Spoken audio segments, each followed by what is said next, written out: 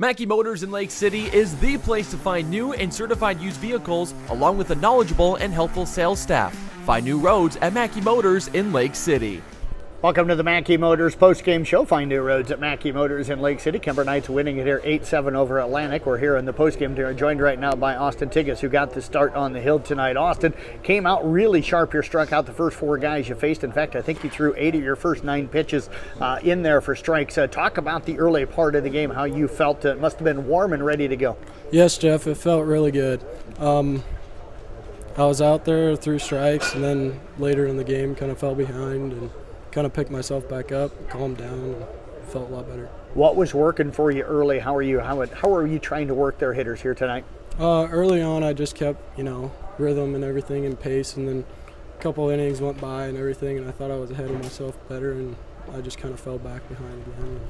I know you like to work fast, and I think your defenders, of course, love that as well. But tonight, do you think maybe when you kind of got behind a little bit, were you working too quick? Looked like you tried to slow yourself down a little bit. Yes, I did work ahead pretty hard and stuff, and I just calmed myself back down and tried taking a deep breath. And got up 4-0 in that first inning. How big was that for you and for this team? Because last week against Harlan, you guys had a battle back. Tonight, you kind of had to hold on, but you got that early lead. Yeah, that felt really good, but just like last week and everything, we fell behind and then we got back up and we knew we had to keep going and keep, the runs that are going in. As they started getting some hits off you, what was going through your mind? How do you try to adjust maybe that second time through the lineup here tonight? Yeah, just go back out, throw strikes, and, play. Hope for the fielders to play. Not a lot of games for you guys so far this year, just your second game. We're almost 2 weeks into the season now. Kind of different schedule for you guys this year. How do you feel like it's playing out, and what different was it not playing for a full week? We really looked at the fundamentals in practice and everything and really picked up on a few pointers, and learned from the first game and came back and, What were some of the things you guys worked on in the last week?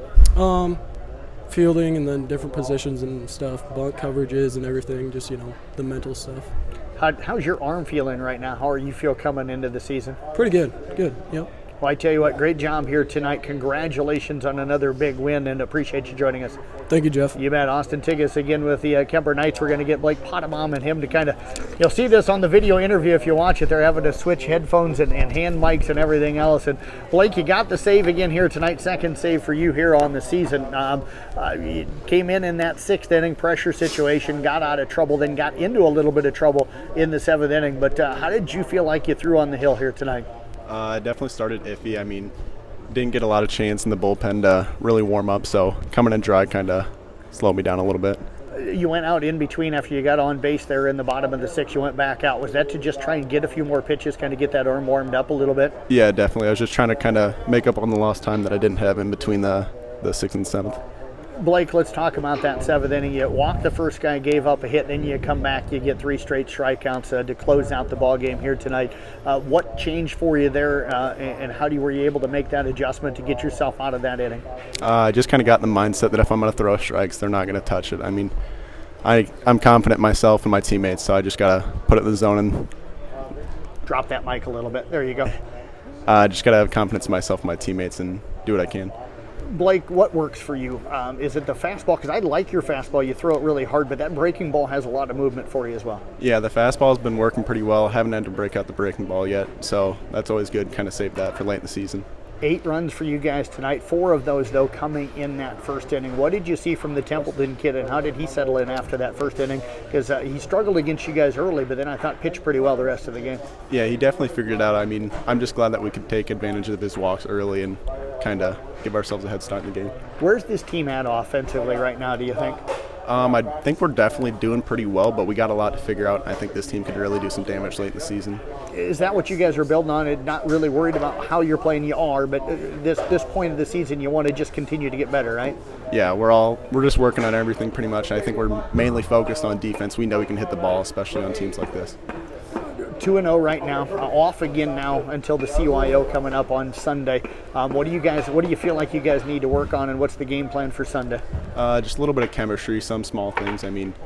backups, everything like that, the little things. I'll tell you what, Blake, appreciate you joining us here tonight. Congratulations on the save, and congrats on that 2-0 start. Thank you, Jeff. You bet. Blake Pottebaum again with the Kuemper Knights. We do have head coach Randy Snyder making his way up here, and we'll get him on the headphones as soon as we get a chance. While we do that, though, let's run you through some offensive numbers for Kuemper. Logan Siebenaller tonight, 3 for 4 with an RBI and 2 runs scored.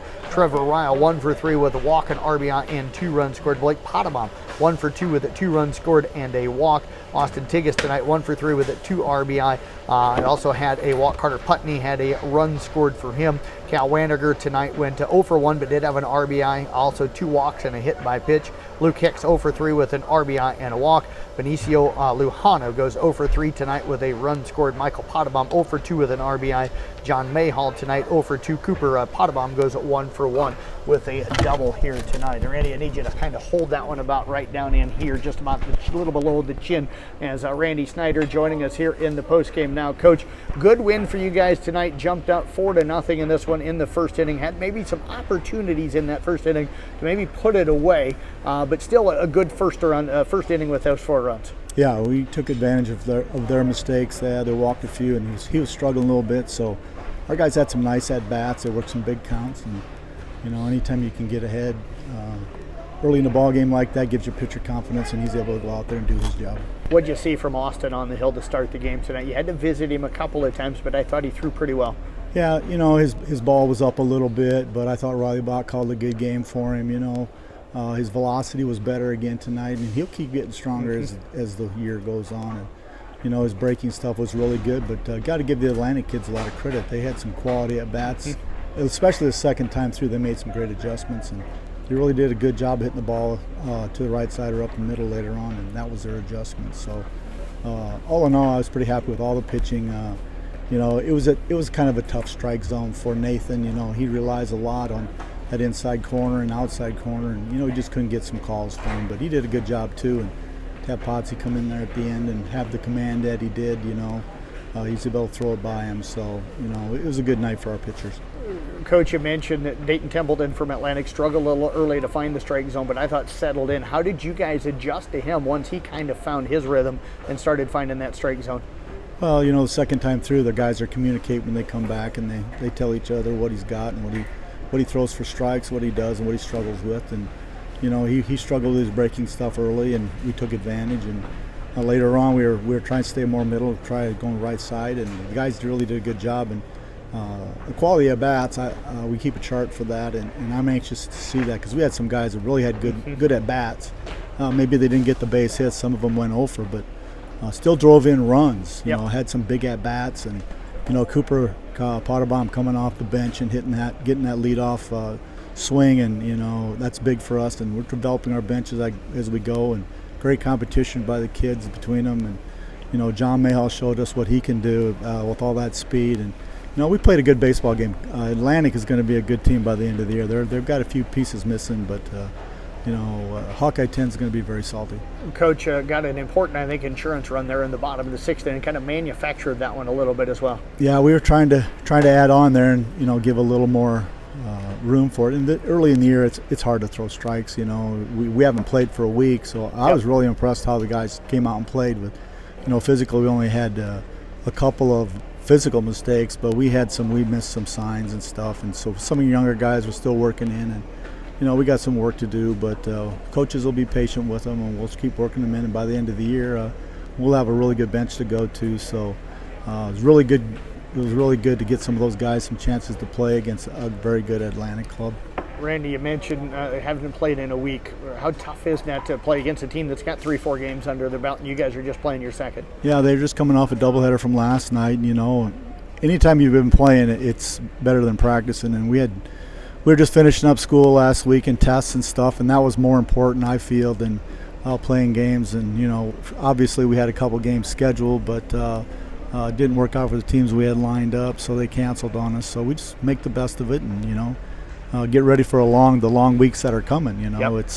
It's just one of them things. And Sunday we'll play a doubleheader against real good teams, and then we go bang, bang, bang after that, like 12 and 13 days. So they'll get their fill. It's nice to be back on the field and play. CYO coming up on Sunday, as you mentioned. You got some tough teams, Remsen, St. Mary's, and Heelan. I think the two teams you'll see on Sunday. Yeah, Remsen will be very good, and we have them first. And then if we would happen to win, we'd probably get the winner of Sioux City, Heelan, St. Albert. If you lose, you get the loser of that game. So it'll be very good for us to play that quality of the opponent, and we're looking forward to the challenge. We don't know that we're going to win them all, but we've been very competitive in the first one, winning these one-run games, and having that kind of pressure put on them is very good for them.